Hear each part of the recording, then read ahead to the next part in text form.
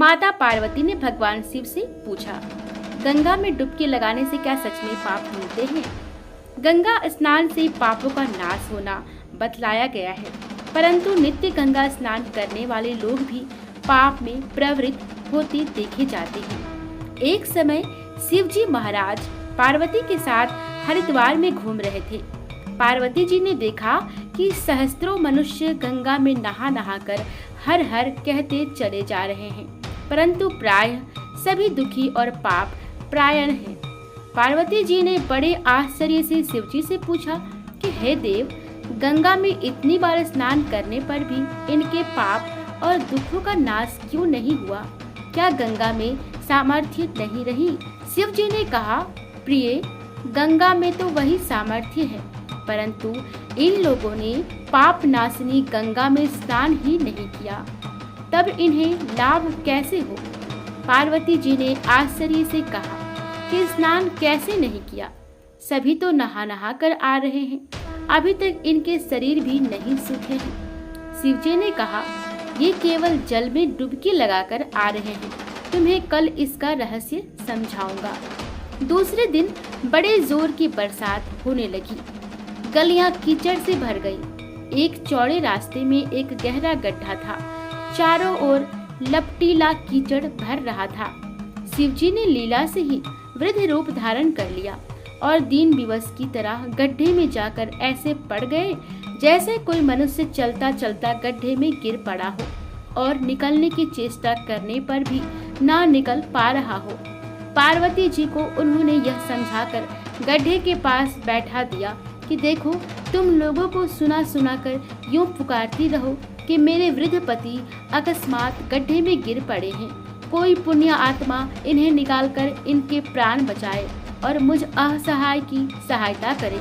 शिव जी ने पार्वती जी को यह समझा दिया कि जब कोई गड्ढे में से मुझे निकालने को तैयार हो, तब इतना और कह देना कि भाई, मेरे पति सर्वथा निष्पाप हैं, इन्हें वही छुए जो स्वयं निष्पाप हो। यदि आप निष्पाप हैं तो इनके हाथ लगाइए, नहीं तो हाथ लगाते ही आप भस्म हो जाएंगे।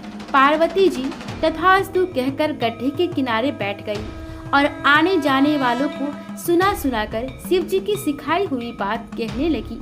गंगा में नहाकर लोगों के दल आ रहे हैं। सुंदर युवती को यूं बैठी देखकर कईयों के मन में पाप आया। कई लोग लज्जा से डरे तो कईयों को कुछ धर्म का भय हुआ, कई कानून से डरे।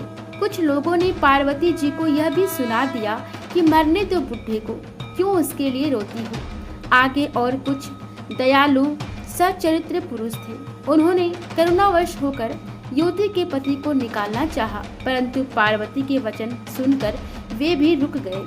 उन्होंने सोचा कि हम गंगा में नहाकर आए हैं तो क्या हुआ, पापी तो है ही, कहीं होम करते हाथ न जल जाए। बूढ़े को निकालने पर इस स्त्री के कथनानुसार हम स्वयं भस्म न हो जाएं। किसी का साहस नहीं हुआ। सैकड़ों आए, सैकड़ों ने पूछा और चले गए। संध्या हो चली। शिवजी ने कहा, पार्वती, देखा आया कोई गंगा में नहाने वाला। थोड़ी देर बाद एक जवान हाथ में लोटा लिए हर हर करता हुआ निकला। पार्वती ने उसे भी वही बात कही। युवक का हृदय करुणा से भर आया। उसने शिवजी को निकालने की तैयारी की। पार्वती ने रोक कर कहा कि भाई, यदि तुम सर्वथा निष्पाप नहीं हो तो मेरे पति को छूते ही जल जाओगे। उसने उसी समय बिना किसी संकोच के दृढ़ निश्चय के साथ पार्वती से कहा कि माता, मेरे निष्पाप होने में तुझे संदेह क्यों होता है? देखती नहीं, मैं अभी गंगा नहाकर आया हूँ। भला गंगा में गोता लगाने के बाद भी कभी पाप रहते हैं? तेरे पति को निकालता हूँ। युवक ने लपक कर बूढ़े को ऊपर उठा लिया। शिव पार्वती ने उसे अधिकारी समझकर अपना असली स्वरूप प्रकट कर उसे दर्शन देकर कृतार्थ किया।